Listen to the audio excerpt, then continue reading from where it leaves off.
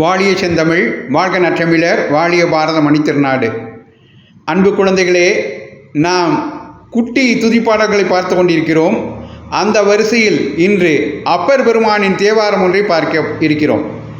அப்பர் பெருமானின் குரு பூஜை இன்று சித்திரை மாதம் சதய நட்சத்திரம் ஏப்ரல் 23 அன்று அப்பர் பெருமானின் குரு பூஜை நிகழ்கிறது. இந்த நிகழ்விலே அவருடைய அருமையான ஒரு தேவார பாடலை பார்ப்போம். அப்பர் பெருமான் தேவாரம் பாடிய மூவருள் அப்பர், சுந்தரர், சம்பந்தர் ஆகிய மூவருள் ஒருவர். சைவ சமயக்குறவர்கள் 4 ஒருவர். மணிவாசகரையும் சேர்த்து 4, அவர் இந்த 4 ஒருவர்.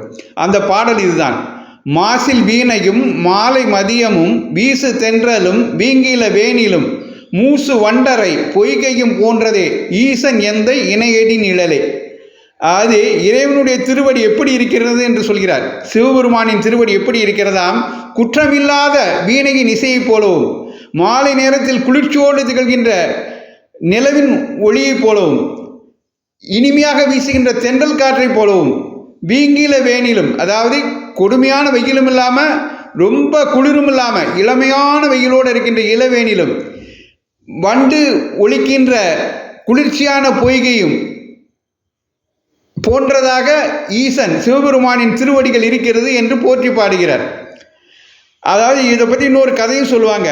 அதாவது சமண சமயத்தில் இருந்த பல்லவ மன்னன் மகேந்திர பல்லவன் இவருக்கு அப்பர் பெருமானுக்கு துன்பம் கொடுக்க வேண்டி என்ன செய்தாராம்?